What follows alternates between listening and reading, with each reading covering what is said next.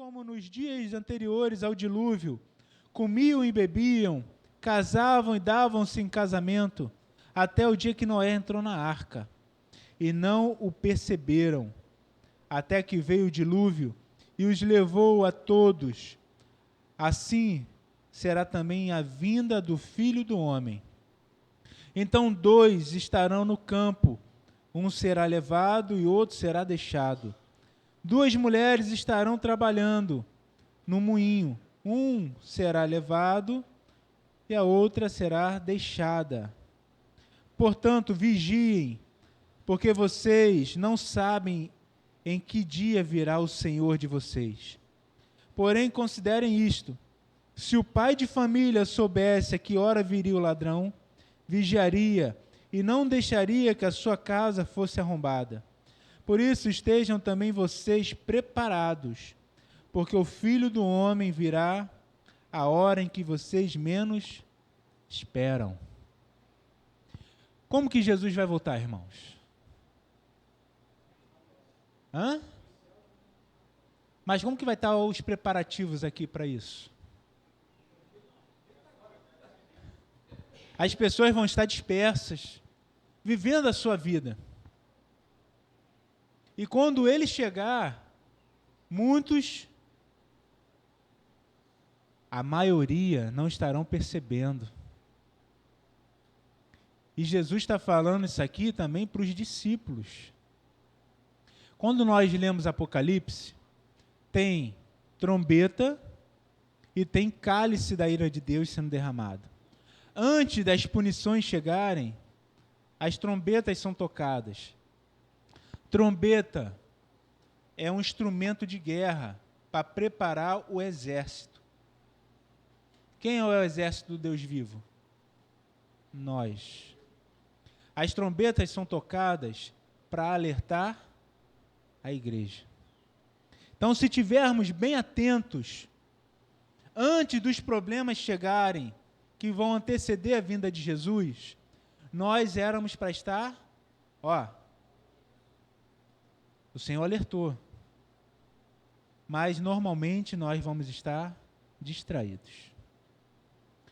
Os dias vão ser tão maus que eles precisam ser abreviados para que os eleitos não se percam. Mas, irmãos, depois que Jesus fala isso, ele vai falar sobre o servo fiel e o servo mau. E quando fala o servo mau, lá no versículo 50 do 24, virá o Senhor daquele servo em dia que não o espera, e em hora que não sabe, irá aplicar-lhe um castigo severo, condenando-o com os hipócritas. Ali haverá choro e ranger de dentes. Repare, eu só estou lendo o final. Existia um servo fiel, existia um servo mau, mas era servo. Dentro da igreja tem um servo fiel e o servo mau. Para o mau, ele vai ser tratado como hipócrita. Mesmo ele ter vivido na igreja, caminhou na igreja, isso não nos salva. No 25 já começa com a parábola das 10 virgens. A função dessas 10 mulheres, amigas da noiva, era preparar o caminho para o noivo fazer o percurso até a casa da noiva para o casamento. Só que 5 delas foram negligentes. Deixaram o azeite acabar e com isso a lâmpada se apagou. Muitos estão aqui e são da mesma forma. Não vigiam o seu azeite. E quando ele acaba, ainda tenta tirar o azeite do outro. As cinco que perderam a sua luz, tentaram pegar emprestado das outras 5 que foram prudentes. E isso, elas, de bom senso, falaram: não, senão vai faltar para vocês e para nós.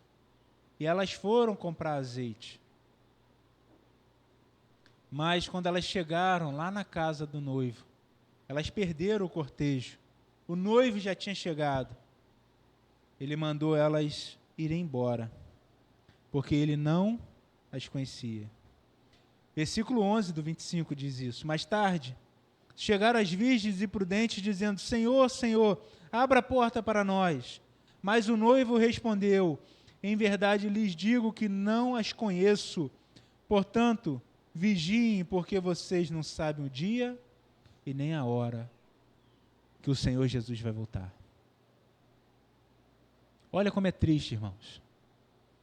Se trouxermos para a igreja, essas mulheres caminharam na igreja, trabalharam na igreja, e por descuido, próximo da hora de Jesus voltar, elas não estavam na igreja.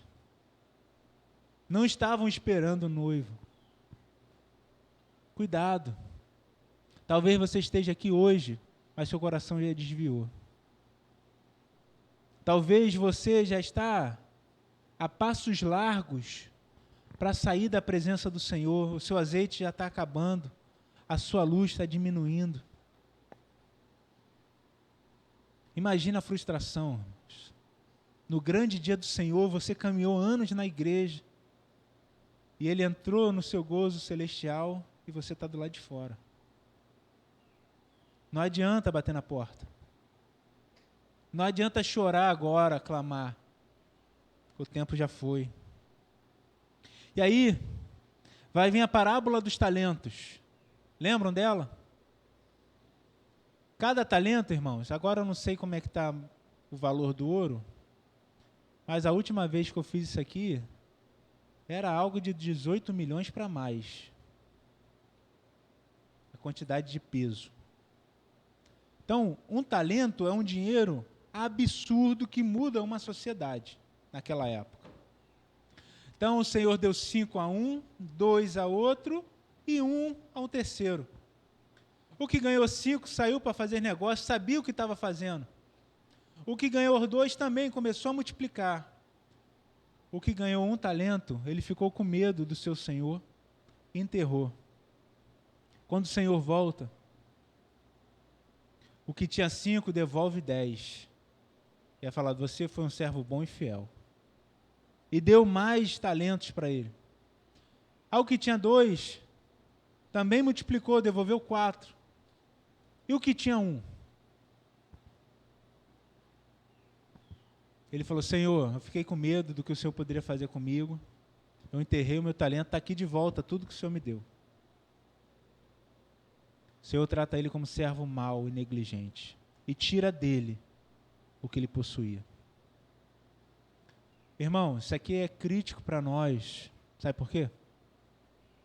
Muitos crentes hoje se travestem com a roupagem de humilde e falam: Senhor, eu só quero o que é suficiente para mim.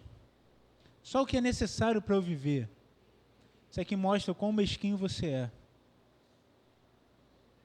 Porque o Senhor pede para que nós possamos ter ao ponto de dar.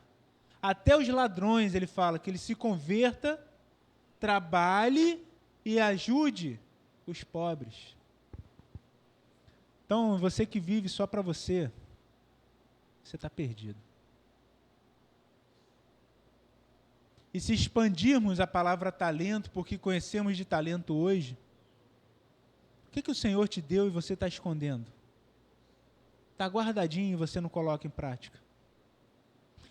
O Senhor não te chama para vir no culto. O Senhor não te chama para sentar num banco. O Senhor te chama para fazer a diferença na vida de alguém. Estar aqui é estar junto para fazer a diferença na vida do teu irmão, que agora está do seu lado e você não sabe o que ele está passando. As crises que ele está enfrentando. E talvez era hora de você dar um abraço, uma palavra de ânimo. O que o Senhor está te dando? O que o Senhor já te deu e você não está explorando na obra dele nem na vida de alguém? Irmãos, lá no finalzinho, no versículo 30, fala assim: quanto ao servo inútil, lancem-no para fora, nas trevas. Ali haverá choro e ranger de dentes. Se você esconder o seu talento, o Senhor vai te lançar fora. Lembre que a gente está falando da volta de Cristo. E todas essas parábolas, todos esses ensinamentos, é sobre o que vai acontecer na volta de Cristo. E ele está alertando a igreja, não está alertando o mundo. Isso aqui é para mim, é para você. Pô, mas eu faço tanta coisa na igreja. Eu sou isso, eu sou aquilo, eu faço, aconteço. Aí de repente você só tem o cargo, a frequência. Talvez você faça por orgulho. Talvez você faça porque você acha que todo mundo faz de uma forma inferior ao que você pode fazer. Talvez você esteja aqui somente pelo o que você considera ser um status, está aparecendo. E você sobe aqui no púlpito. Ontem eu falei uma palavra do John Stott aqui para as mulheres. Embora tivesse homens também. Que ele fala assim: nós precisamos nos preocupar menos com quem entra e sai da igreja, e nos preocupar mais com quem sobe no púlpito. Devemos tomar cuidado com essas coisas. Quem é você? Agora vai falar do grande julgamento. E é aqui que eu quero falar com vocês mais detalhadamente. Versículo 31. Quando o Filho do Homem vier na sua majestade, e todos os anjos com ele, então se assentará no trono da sua glória. Todas as nações serão reunidas em sua presença, e ele separará uns dos outros, como o pastor separa as ovelhas dos cabritos. Porá as ovelhas à sua direita e os cabritos à sua esquerda. Então o rei dirá aos que estiverem à sua direita: venham, benditos de meu Pai, venham herdar o reino que está preparado para vocês desde a fundação do mundo. Porque tive fome e vocês me deram de comer. Tive sede e vocês me deram de beber. Eu era forasteiro e vocês me hospedaram. Eu estava nu e vocês me vestiram. Enfermo e me visitaram. Preso e foram me ver. Então os justos perguntarão: quando foi que vimos o Senhor com fome e lhe demos de comer? Ou como com sede lhe demos de beber? E quando foi que vimos o Senhor como forasteiro e o hospedamos? Ou nu e o vestimos? E quando foi que vimos o Senhor enfermo ou preso e fomos visitá-lo? O rei respondendo lhes dirá: em verdade lhes digo que sempre que o fizeram a um destes meus pequeninos irmãos, foi a mim que o fizeram. Então o rei dirá também aos que estiverem à sua esquerda: afastem-se de mim, malditos, para o fogo eterno, preparado para o diabo e seus anjos. Porque tive fome e vocês não me deram de comer. Tive sede e vocês não me deram de beber. Sendo forasteiro, vocês não me hospedaram. Estando nu, vocês não me vestiram. Achando-me enfermo e preso, vocês não foram me ver. E eles lhes perguntarão: quando foi que vimos o Senhor com fome, com sede, forasteiro, nu, enfermo ou preso, e não o socorremos? Então o rei responderá: em verdade lhes digo que sempre que o deixaram de fazer a um destes mais pequeninos, foi a mim que deixaram de fazer. E estes irão para o castigo eterno, porém os justos irão para a vida eterna. Irmãos, quantos anos você tem de igreja? Pensa aí. Quantas vezes você visitou alguém? Você. Não em grupo, não departamento. Você. Eu vi que meu irmão estava necessitado, eu vi que meu irmão estava um tempo sem ir na igreja, eu vi que meu irmão estava precisando de alguma coisa, eu fui lá ver. Quanto tempo você não faz isso? Ou será que você já fez alguma vez? Visitar. Quantas vezes você viu alguém precisando de comida, de alimento, de roupa, e você ajudou? Ah, mas eu já ajudo na igreja. Será, irmãos? Muitos se contentam em falar que eu dou o dízimo, eu dou oferta. Não é isso que eu estou falando, não. Você olhar para o teu irmão, caraca, ele está precisando. A gente é muito fácil de criticar. Talvez se entrar uma mulher aqui hoje com roupa curta, todo mundo vai olhar de cara feia. De repente a roupa que ela tem, ela está vindo na igreja. Será, pô, vou conversar com ela, vou tentar entender o que está acontecendo. Mas a gente critica e fica por isso mesmo e eu sou o santo. Ou senão, a gente terceiriza. Não, quem tem que fazer isso aí é o pastor, os presbíteros, está com eles. Os diáconos já vão ver lá a necessidade dos outros. Eu quero vir para a igreja, eu quero ter uma boa luz, um bom som, as músicas têm que ser de qualidade, a palavra tem que tocar no meu coração, entendeu? Porque aqui eu sou cliente. Inclusive, já estou dando dízimo e oferta, já é o suficiente. Eu quero ir para minha casa, não quero ter perturbação com nada. Irmãos, se o seu pensamento é esse, não vem mais. Não vem. Há um tempo atrás, logo quando eu estava assumindo aqui a igreja como pastor, eu fiz uma oração que já sacudiu uma galera, um pessoal foi embora. Falei que eu ia orar para o Senhor mudar o comportamento, ou para o Senhor tirar daqui, ou para o Senhor matar e levar logo. Não morreu ninguém, mas alguns saíram. Irmãos, igreja é lugar para trabalhar. Igreja é lugar para as pessoas realmente entenderem, aqui eu estou para cuidar de alguém.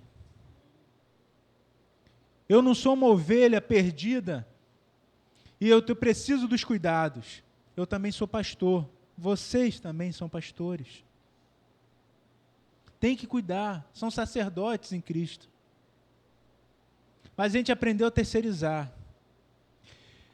E o mais crítico, irmãos, é muitas vezes você olhar para o irmão, para a irmã, nunca visitou ninguém. E reclama que não estão visitando. Isso me lembra, muitas vezes, já vi isso na família, tá? Na minha família. Conheço pessoas que passaram por isso, provavelmente vocês também. A pessoa foi ruim a vida inteira. E quando chega no final da vida, já está velho, não tem mais força, não tem dinheiro, e fica só falando mal dos outros. Ah, minha família não me visita, ninguém quer saber de mim. Está colhendo o que plantou. E muitas vezes as pessoas não lembram de você, porque você nunca lembrou de ninguém.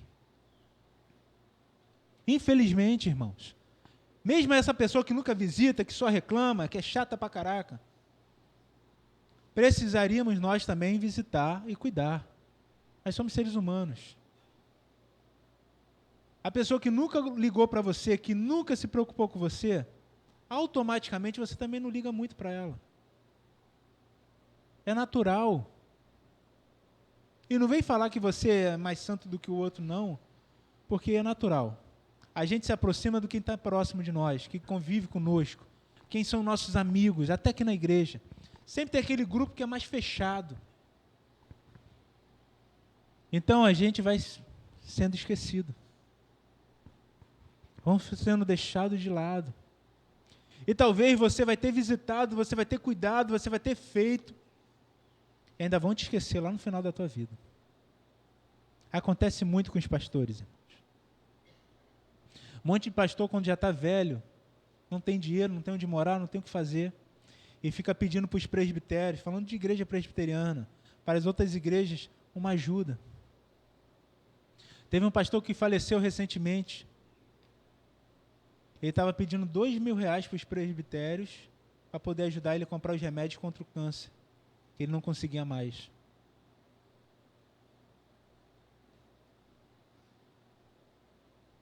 Como vai ser quando você estiver no final da sua vida sem forças? Como você vai ser cuidado ou tratado quando você já não servir para os outros?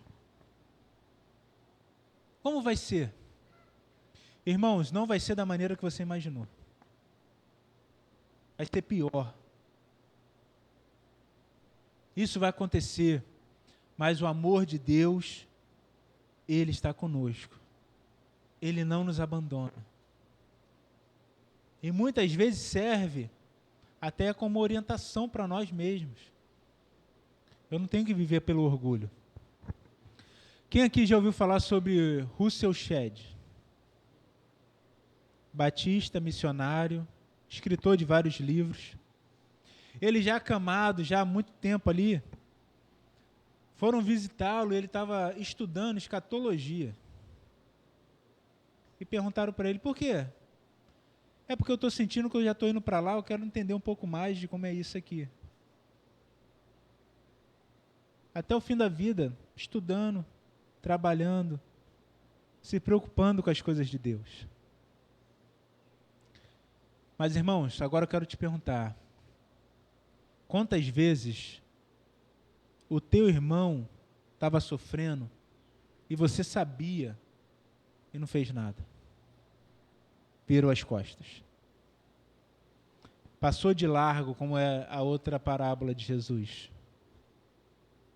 Quantas vezes alguém estava enfermo e você não fez nada?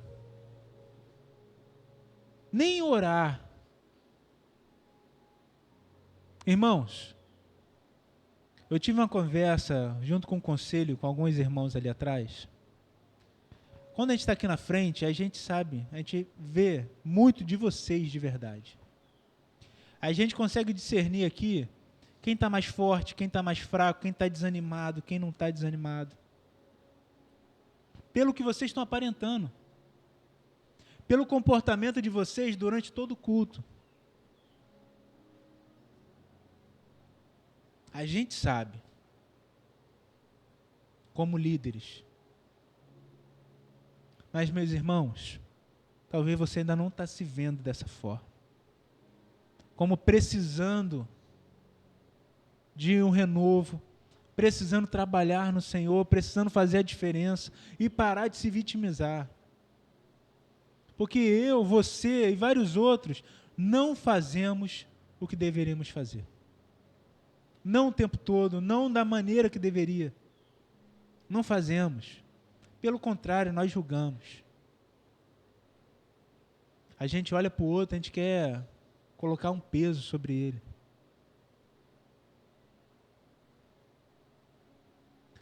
Se o Senhor falasse para mim essas palavras, eu estive nu, eu estava enfermo, eu passei fome, eu fui forasteiro e você não cuidou de mim, eu aceitaria. Porque eu sei que eu não faço. Não como eu deveria fazer. Isso não porque eu sou pastor, porque eu sou cristão. Mas se você acha que essa é a função do pastor, você está perdido. Você não sabe o que é evangelho. A gente tem um pensamento que veio lá da época medieval, ainda na Igreja Católica, antes da divisão. Eu pago um pároco e ele tem que fazer tudo para a cidade. A cidade queria continuar fazendo as suas orgias, viver a sua vida, mas o padre está orando, intercedendo por nós. Ele tem que se preocupar com a oração, ele tem que se preocupar com essas coisas, não nós. E isso foi passando e chegou até nós hoje. Pastor, presbítero, o que seja na igreja, não é para fazer o que você tem que fazer. Você continua com as suas obrigações. São papéis de representação, são papéis de liderança. Até quando você vai passar a bola do que é a tua responsabilidade? Até quando você vai vir para a igreja só reclamando? Irmãos, eu sou pastor e ainda tomo expor. Sou chamado a atenção. E muitas vezes eu estou certo, e mesmo assim eu abaixo a cabeça. Continuamos errando. E continuamos fazendo coisas que achamos que é certa, e ainda assim são erradas. Quem estava comigo na aula, eu expliquei um pouco melhor. continuamos sendo seres humanos que precisam ser chamados a atenção, precisamos ser orientados e precisamos mudar a nossa forma de enxergar. Sabe por quê? Quando essas coisas acontecem conosco, é o Senhor nos dando uma oportunidade para mudar. Não é para tentar se defender e falar, porque se você for falar os teus problemas, eu vou falar os meus, o outro vai falar o deles, e cada um vai querer se justificar. Quem nos justifica é Cristo. É o sangue dele derramado. Todos têm problemas. Todos têm dificuldades. Cada um na sua área. E cada um tem que enfrentar o seu problema e ajudar no problema do outro. Então, se você é crente de verdade, ajuda teu próximo. Mesmo você achando que está lá no fundo do poço, mesmo você achando que está passando pelas maiores dificuldades, olha para o problema do teu lado. Ajuda lá. Talvez vai ser a maneira de Deus te tratar, de te consolar e talvez até de te curar do que você tem passado. Ajudando os outros. Mas é muito fácil. É muito fácil eu ir para o outro lado, irmãos. E olhar para o meu irmão, para a minha irmã e falar assim, isso aqui é fraco, não vem na igreja, não participa de nada. Muitas vezes é fraco mesmo. Mas o que está enfrentando na sua casa? O que está passando no seu trabalho? O que está fazendo o teu irmão tomar certas atitudes? Vamos parar de ficar só julgando. Mas vamos julgar da maneira correta. Está errado, uma situação está errada. Mas eu preciso ajudar. Eu preciso ir lá ajudar. Está difícil para o seu irmão vir para a igreja? Passa junto. Leva ele. Eu tenho acompanhado algumas coisas sobre musculação atualmente. Eu estou naquele efeito osmose, né? Estou vendo o pessoal malhando, estou vendo se dá músculo em mim. Mas uma coisa que está acontecendo lá, a pessoa não quer ir hoje na academia, passa outro amigo e busca, não, vai treinar sim. E quando a pessoa não quer vir para a igreja, nós nem ligamos, e ainda falando, não, é um fraco, é um perdido. O pessoal lá fora está fazendo trabalho que era para nós estarmos fazendo. Não, você é meu irmão. Como que você não vai para a igreja? Eu vou aí te buscar. Pô, a situação está difícil, está triste lá, o negócio está pesado. Então vamos ficar aqui junto, eu vou ficar aqui contigo hoje. Vamos orar aqui na tua casa. Vamos caminhar. Eu queria que você talvez chegasse para mim, pastor, eu não vim para a igreja. Porque eu estava vindo aqui no caminho da igreja, tinha um morador de rua, estava necessitado, eu sentei com ele ali na calçada, a gente comeu junto, eu conversei com ele. Talvez você faça isso até com um cachorro, mas se for uma pessoa, tu não faça. Irmãos, somos o povo de Deus. Ele está voltando. E a promessa dele é que no fim, o amor vai se esfriar. Está se esfriando dentro da igreja. Está se esfriando dentro da nossa casa, na nossa família. Está se esfriando. Está se esfriando. Se você ainda está aquecido, se a chama do Espírito ainda está forte em você, acenda quem está do teu lado. Tinha uma música que eu cantava antigamente, quando eu era adolescente. Incendeia, Senhor. Não tinha uma música dessa? Precisamos disso, irmãos. O Senhor está nos incendiando. E se o Senhor já te chamou, se você está com sangue nos olhos ali, vivendo para Cristo, vivendo o Evangelho, faça essa chama chegar na vida do teu irmão. Mas para encerrarmos, nós, como igreja, somos o único exército que abandona os seus feridos. Nós deixamos os nossos feridos no campo de batalha, largamos ele lá. Ontem eu falei um pouco sobre isso, eu quero falar com vocês de novo. 3 pessoas não se mandam mais. Criança, idoso e quem está ferido, fraco na fé. Eu não quero visita. Meu irmão, vou pegar no teu braço, eu vou te visitar. Não vai ser na tua casa não, vai ser na minha. Mas eu vou ir na tua casa te buscar. Vamos se encontrar no shopping. Mas tu não vai ficar sozinho não. Senão eu vou lá na porta da tua igreja, eu pego a equipe de louvor, a gente vai cantar uma música lá na porta da tua igreja, da tua casa. Ou tu vai deixar a gente entrar na marra, ou vai fazer aquele tumulto na tua frente. A Poliana morria de medo de eu fazer com ela. O pessoal mais velho aqui vai entender. Era um carro que vinha no aniversário, soltava fogos, falava o nome no meio da rua. Irmão, se você não quer receber a gente, se você está ali, está fraco, a gente vai contratar um carro desse para ir lá na tua porta.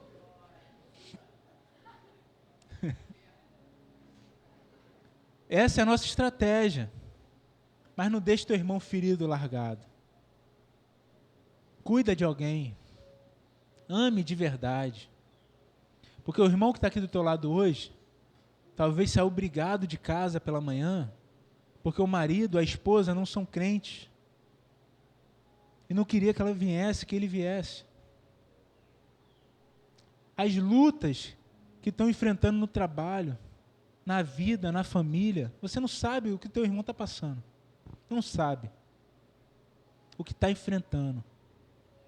Então vamos amar, vamos viver, vamos confrontar o pecado sim, mas com amor, para recuperar os nossos irmãos, para andarmos em comunhão. O Senhor está voltando. Você já cuidou de alguém? Você já alimentou alguém que estava precisando? Você já hospedou alguém que estava perdido, sem rumo? Você já foi suporte para alguém, para ela crescer? E aí? Será que ele vai te deixar do lado direito ou do lado esquerdo? Aonde o Senhor vai nos posicionar? Não é o tempo de igreja, irmãos. Não é o quanto eu conheço de Bíblia. Eu tenho certeza que tem pessoas analfabetas que sabem mais de Deus do que eu. E aí?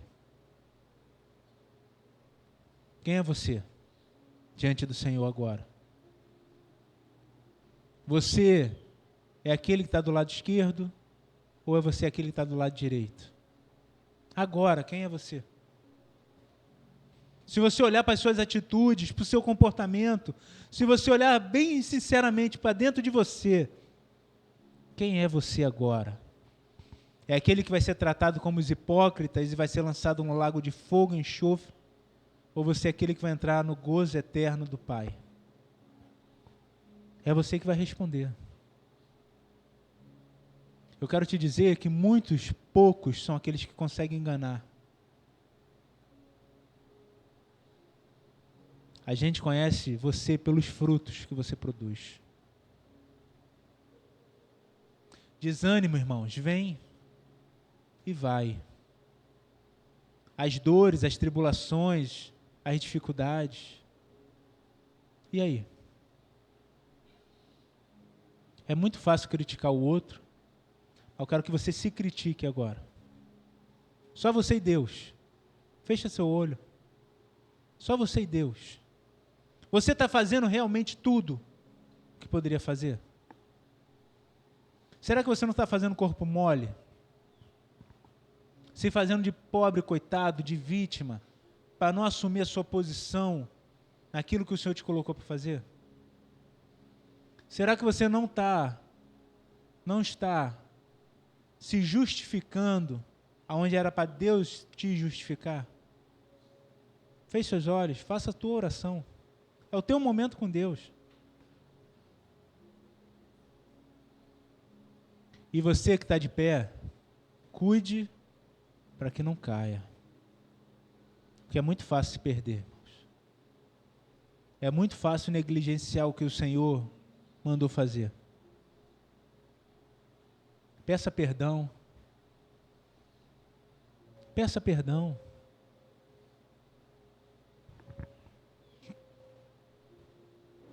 Perdoe você e aquele que te machucou.